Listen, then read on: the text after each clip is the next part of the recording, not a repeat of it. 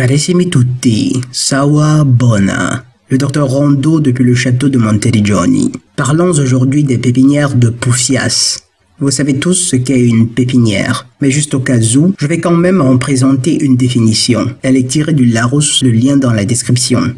1. Terrain où l'on bouture, marcotte, sème et élève des arbres fruitiers, forestiers ou d'ornement destinés à être replantés.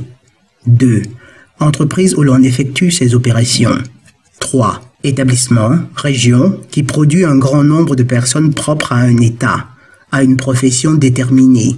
Par exemple, le conservatoire est une pépinière de comédiens et de musiciens. C'est cette dernière définition qui nous intéresse. La pépinière de Poufias, c'est notre société dans les temps modernes. Une société qui produit chaque jour un grand nombre de personnes propres à une façon d'être, ou à une pseudo-profession, celle de la Poufias, ou en d'autres termes, des femmes et des filles affectées du syndrome d'Astarté. Juste pour ceux qui ne connaîtraient pas ce qu'est le syndrome d'Astarté, c'est la tendance des femmes d'aujourd'hui à utiliser les indices physiques de fertilité pour exiger, implicitement ou explicitement, l'adulation des hommes, dont elles finissent par faire des esclaves. On trouve aujourd'hui les pépinières de Poufias partout. Elles sont composées de jeunes filles de toutes les races et de toutes les classes sociales. Elles sont par définition en bas âge, car ce sont des pépins. Mais elles ont été dressées par la télévision, le cinéma et des parents permissifs qu'elles en sont arrivées à rappeler à tous les égards des femmes de trottoir qu'on ne rencontrait que dans des endroits déserts par le passé.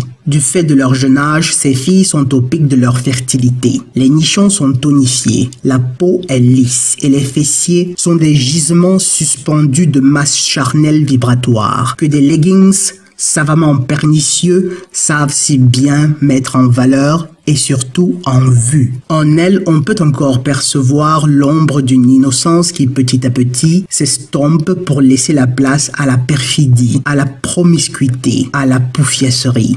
Petite parenthèse, en écrivant ce post, j'ai utilisé poufiasserie pour créer une allitération, mais je croyais que c'était un néologisme. Mais en fait, j'ai découvert ensuite qu'un auteur l'avait déjà utilisé en 1977, le lien dans la description. Le livre semble être très intéressant et le prix exorbitant, mais j'imagine que c'est délibéré.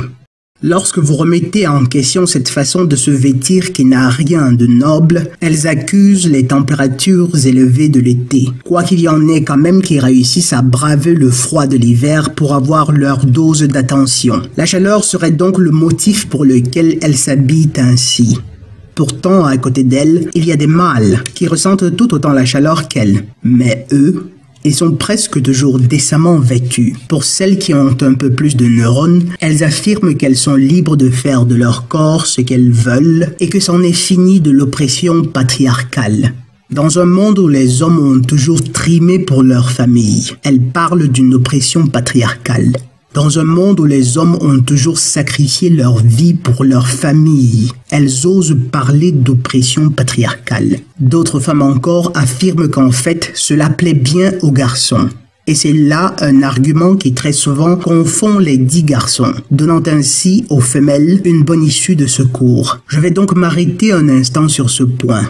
En attendant, on voit bien qu'elles ne le font que parce qu'elles désirent l'attention des garçons et n'utilisent à cette fin que leur corps, plutôt que leur intelligence comme on se serait attendu après un demi-siècle de féminisme. Prétendre que les hommes aiment bien voir ou prennent plaisir à voir, à regarder ces prostituées ambulantes et sans salaire n'est pas forcément vrai. Ce que beaucoup de femelles ignorent, et avec beaucoup d'hommes, c'est qu'il y a une belle différence entre prendre plaisir à la vue d'une image et être la victime d'une image qui déclenche des réactions psychosomatiques. Je vais prendre un exemple concret pour vous expliquer. Après un déjeuner bien garni, je me sens replet et n'éprouve point le désir de manger et ne pense même plus à la bouffe. Mais faisant retour à mon bureau, le fumet d'un mets délicieux qui s'échappe de la cuisine d'un restaurant peut très bien déclencher en moi la réaction de salivation. Cela ne signifie ni que j'ai encore envie de manger, ni que je prenne plaisir à saliver de la sorte après avoir mangé. De la même façon, voir une femme à moitié dénudée déclenche en l'homme des réactions d'excitation automatique. Cela ne signifie en rien qu'il y prenne plaisir. Si presque tous les hommes sont incapables de s'empêcher de s'arrêter devant le restaurant pour humer le fumet, c'est seulement parce qu'on leur a fait un lavage de cerveau depuis le berceau à travers la télévision et le cinéma. Si à côté de ça, vous considérez le fait que l'instinct sexuel est le plus puissant après celui de survie, vous comprenez bien que très peu de personnes peuvent s'empêcher de bander à la vue d'une femme presque nue. Même pas le pape s'en empêcherait. Ce que vous devez comprendre, c'est que les hommes sont de loin plus réactifs que les femmes. Et c'est Mère Nature qui a établi cela. Et pour une bonne raison, et pour une bonne cause. L'homme est celui dont la fonction était celle d'affronter le monde afin de pourvoir aux besoins de sa famille. Pour cette raison, il avait intérêt à avoir des réflexes prompts, pour avoir des temps de réaction qui lui permissent de prendre des décisions importantes dans les plus brefs délais. Et je répète, il en avait intérêt, car dans les sociétés primitives, pendant la chasse, le gibier n'était pas toujours une proie prête à la fuite à la vue de l'homme. Le rapport de force pouvait parfois s'inverser, faisant de l'homme la proie. Si les hommes répondent automatiquement à la nudité des femmes par une érection, c'est parce qu'ils ont les réflexes plus rapides. C'est un mécanisme évolutif dont les a dotés la nature pour la fonction qui leur incombe.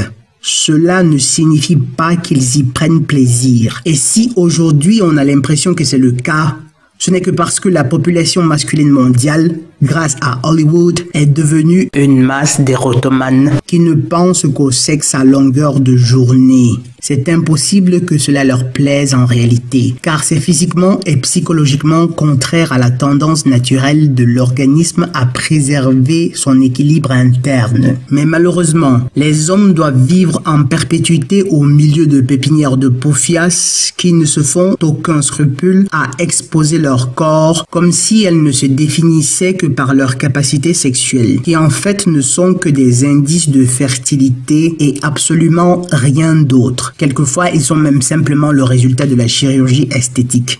Les jeunes filles aujourd'hui ne s'habillent que suivant les goûts de leurs idoles d'Hollywood. Si Aguilera ou Britney Spears met des culottes qui dévoilent clairement la tangente de leurs fessiers, c'est que forcément elles ont du goût. Après tout, c'est des stars, pauvres idiotes de fans, pauvres poufias. Si seulement vous saviez que presque toutes ces stars sont des esclaves sexuels au sens propre du mot. Des esclaves qui appartiennent à des familles de satanistes qui les utilisent pour pervertir nos mœurs, à l'échelle globale, à l'échelle internationale. Pauvres salopes, on comprend mieux pourquoi l'élite de ce monde nous méprise tant. Monkey says, monkey does, comme disent les Saxons. Pauvres salopes, ces femmes qui laissent leurs filles galvauder ainsi leur corps, leur dignité, qui disaient que les musulmans étaient déraisonnables d'exiger que leurs femmes couvrissent leur corps. Si j'étais musulman, je préférerais un hijab plutôt qu'un niqab, qui me semble un peu extrême. Mais si le choix était entre ce dernier et les vêtements que nous voyons dans toutes ces pépinières de poufias, je tendrais bien plus pour le niqab. En fait, je choisirais le niqab. Mais en fait, nul n'est vraiment besoin d'arriver à temps. Les femmes pourraient très bien se vêtir décemment, modestement, sans avoir besoin de couvrir tout leur corps.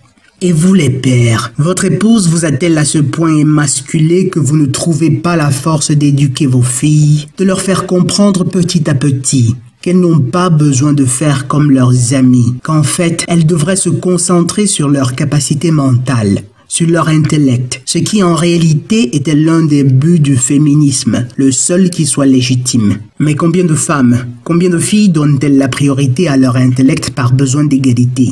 Très peu. Bien pire encore, celles qui réussissent à le faire se refusent de s'attaquer à la branche satanique du féminisme, car la femme dans son extrême cupidité, si elle peut avoir les deux, c'est toujours mieux. Si elle peut s'émanciper intellectuellement et à côté explorer l'anatomie du piquet et sans s'en sentir gênée parce que toutes les autres femmes le font aussi, c'est encore mieux.